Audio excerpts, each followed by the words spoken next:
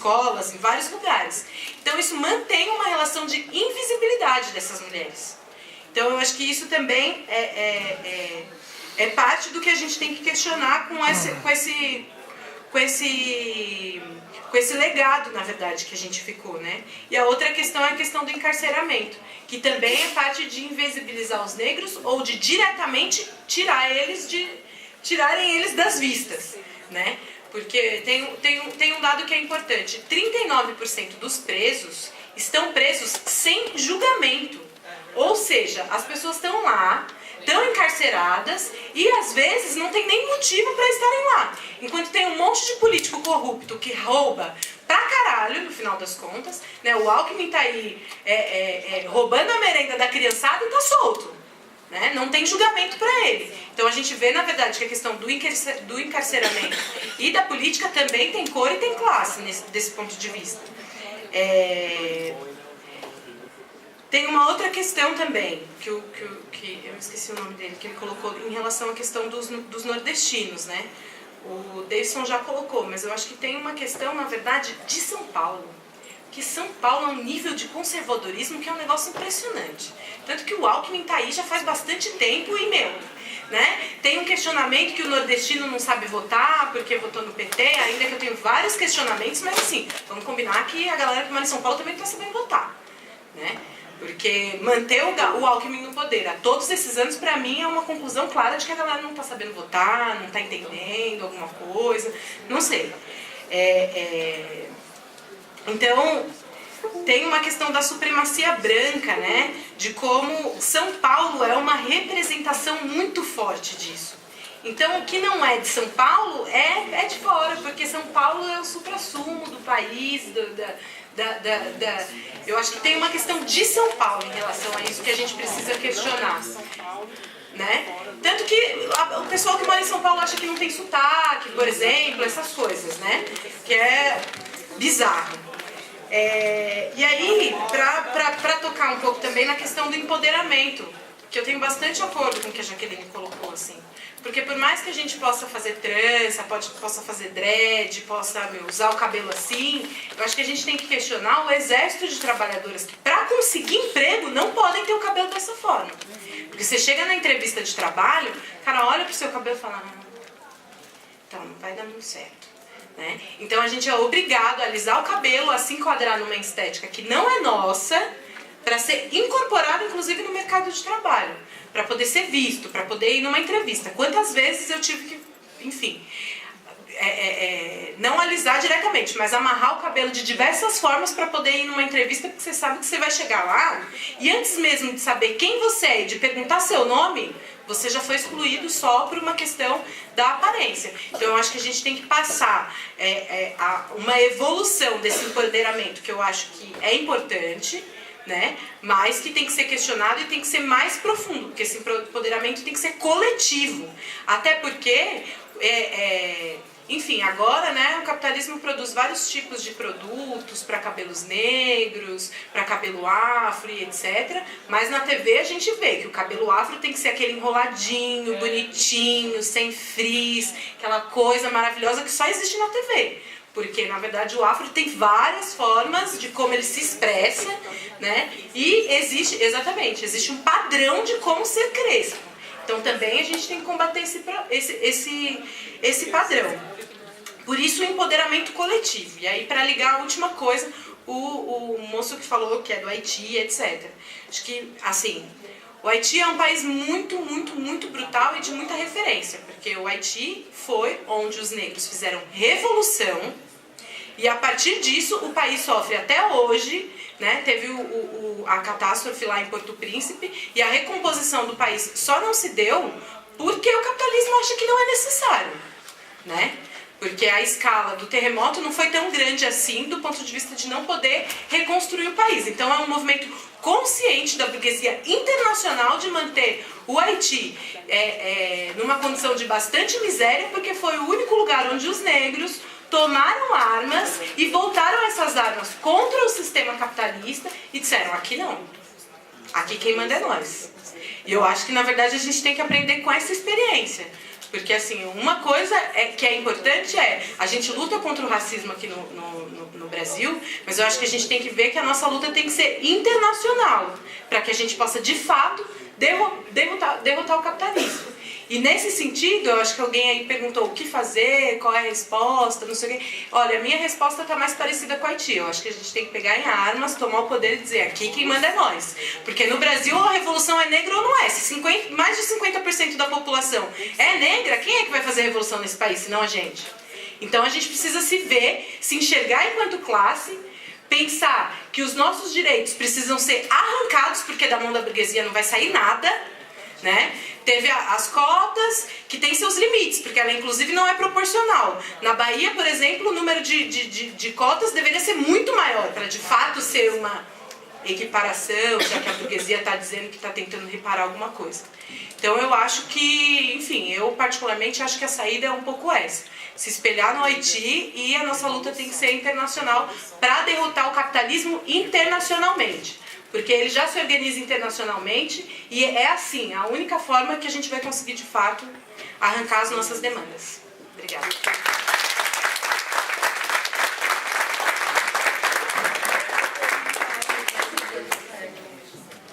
A dança da cadeira rápida, né? Eu vou, na verdade, assim, as questões que vocês colocaram, querendo ou não, assim, elas requerem cursos, talvez do ponto de encarnação, se existe. Não, na verdade, assim, são temas mais... são temas... Bom, em virtude do tempo não vai dar para tratar, né? Eu acho que, assim, a primeira coisa que eu queria apontar é em relação ao que ela falou da formação cotidiana, né, do assistente social. Por exemplo, eu dou aula lá no curso de serviço social e os estudantes, eu sempre busco interligar aquilo que a gente discute na sala, interligando com a realidade. Esse é o ponto. O outro também, valeria a pena também a gente repensar a estrutura do curso do serviço social. Estou pensando na formação, né, da formação do profissional, né? Por exemplo, valeria a pena repensar junto à BEPS por que só lá no 8º semestre a gente tem uma disciplina de raça, gênero e uma outra lá, em algumas faculdades, né? Só estou dando esse exemplo para a gente ver como que há uma invisibilidade, embora nós temos aí a Lei 10.639, de qualquer forma a gente não tem a formação ainda nesse aspecto, deixa muito a desejar. Então valeria a pena repensar e etc.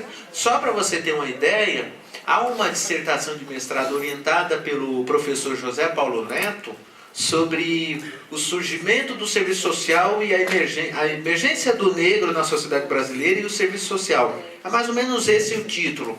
E a pesquisadora, ela fez um levantamento dos artigos publicados na revista Serviço Social e Sociedade. O mapeamento que ela fez, embora a gente reconheça o papel dessa revista, mas foi vergonhoso no que diz respeito às relações raciais. Se eu não me engano, não chegava nem a 5 artigos sobre a temática.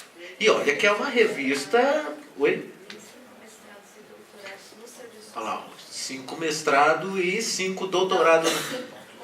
Ah não, só tem 5 ao todo. E de artigo, numa revista que tem 80 anos, nós não chegamos nem a 5 artigos. Então, só para vocês terem uma ideia como a coisa é complicada, não é? Então, valeria a pena refletir, talvez repensar também a formação e essa produção e os programas de pós, etc, etc. Esse é um ponto. Um outro, talvez ainda na questão do encarceramento, valeria a pena, e eu acho que a Angela Davis também traz contribuições, e a Jaque passou aqui um pouco em algumas observações, é que ela contribui muito para a gente estudar dentro de uma corrente que na área do direito é muito discutido, que é a criminologia crítica. Então ela traz contribuições importantíssimas nesse sentido, né? De pensar o encarceramento, como você compreender o encarceramento no Brasil, como que o sistema judiciário no Brasil, né, também está formatado dentro daquela ideologia do racismo. Aí também requer a gente retomar algumas leituras, por exemplo, como as obras clássicas do Nina Rodrigues, né, que são teóricos que até hoje ainda são estudados na antropologia criminal, na área do direito, e são colocados em práticas. Esse é o problema do estereótipo do criminoso. Quem é o estereótipo do criminoso? É o negro, né? O negro parado suspeito, o negro correndo ao ladrão, aquela velha coisa que a gente conhece, que inclusive está na Academia Barro Branco, lá que a Marilena Chauí denuncia, lá na cidade universitária. Então, quer dizer, eu acho que é retomar essas leituras para poder pensar que, em tese, elas não foram ainda abandonadas. Me parece que elas passaram por algumas reconfigurações. Por exemplo, o caso do rolezinho, para usar uma expressão até que eu não gosto muito, né? Então, aqueles meninos que são barrados para entrar no shopping, isso tem a ver não porque eles escutam funk, mas, na verdade, isso também tem a ver com esse estereótipo, né? Quem é esse grupo social? Enfim, então me parece que tem elementos aí para a gente pensar. Em relação ao conceito de raça negra que foi tocado aqui, eu sugiro um texto muito interessante, para não me alongar, da Gislene Aparecida, A Inversão de Ser Negro, A Invenção de Ser Negro, do Ser Negro, que é um texto muito interessante, que ela vai demonstrar que essa ideia do negro, branco, do amarelo, etc., é uma invenção do iluminismo. Foi no período do iluminismo que se elaborou essas classificações. Bem como o moço acabou de apontar, e a Jaqueline também passou por essa reflexão, antes do colonialismo nós não éramos chamados de negro. Nós éramos chamados de bantus, haussás, malês e outros mais, inclusive os europeus, gálios, né, bretões, os flamengos, bavários e etc. Então isso é uma constituição humana. Quem classificou foram os iluministas, na busca inclusive de demonstrar que o ser humano está nos 4 quadrantes do mundo. Mas nessa busca, como por exemplo alguns filósofos de classificação, eles hierarquizaram e deram mais sustentação para a ideologia do racismo. Esse foi o ponto, né? Então eles hierarquizaram, classificaram e deram sustentação para a ideologia do racismo. Então esse texto ele contribui para a gente, para conhecer melhor e dar algumas bases, e como essas ideias impactou também aqui o Brasil, as elites políticas brasileiras. Tem também lá o livro das Lilia Morix Schwartz, O Espetáculo das Raças, enfim, há uma bibliografia nesse sentido. E por fim, só para encerrar mesmo, essa ideia de voltar ao africanismo, eu gosto. Mas eu gosto até a página 10. Desde que nós retomemos, por exemplo, a propositura do Amílcar Cabral. Aí eu gosto, porque o Amílcar Cabral fala muito sobre a importância de nós retomarmos a África, mas voltar a África para o Amílcar Cabral não é voltar a 500 mil anos da África e ficar no passado, mas é retomar a África que foi, na verdade, nos tirada, mas pensando a África também para o processo civilizatório e enquanto perspectiva humano-societária. Dito de outra maneira, o Amílcar Cabral chama a atenção para nós o seguinte, de que pensar o retorno da África não é pensar que a África tem uma cultura engessada, parada, mas, na verdade, é pensar a África enquanto um local que também contribuiu para o processo civilizatório da humanidade, no que tange à filosofia, ao conhecimento e etc. E que a humanidade, só é a humanidade, também por esse intercâmbio que foi feito pelos diversos povos. E nesse sentido a África entra nessa seara, né? Então eu penso que o Amílcar Cabral ele contribui muito para nós pensarmos isso, o próprio Kwame Nkrumah, o Samora Machel e outras pessoas que buscaram nesse viés trazer contribuições para a gente pensar, não uma romantização da África, mas pensar a possibilidade de uma construção de uma humanidade aí não tão estranhada como foi tocado aqui. Eu poderia desdobrar outras coisas, mas não é o caso, então eu queria só agradecer aí mais uma vez o NEAN, o núcleo de pós-graduação, o programa de pós-graduação da PUC, de serviço social, na pessoa da Roberta e o Ademir, e também dizer para vocês em relação a essa atividade, na segunda ainda tem mais, né? Vamos ter lá no DIESE, vai ter no CCJ, haverá na FAPES, haverá na Baixada Santista, enfim, vai pipocar ainda essas discussões, e a vantagem que a gente tem nessa é de ir publicizando não só o texto da Angela Davis, mas uma discussão de tamanha importância que é essa. Então eu agradeço pela atividade e é isso. Agora vamos ler mais um pouquinho, né?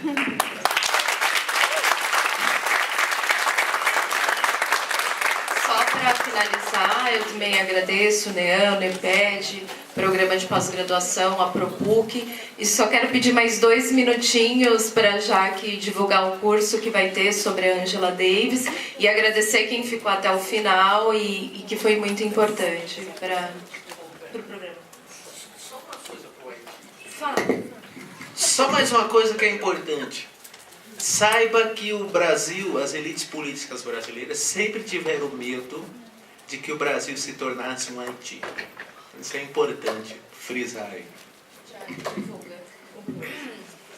Aliás, tem um texto da Beatriz Nascimento arquivado aqui no arquivo da PUC, que ela discute o porquê que o movimento negro não deve aceitar o 20 de novembro como data histórica de referência para a libertação dos negros, porque ela diz que desde a abolição da escravidão até quando decidiram mudar para o dia 20, os cortejos dos afoxés em Salvador saíam na rua relembrando a escravidão.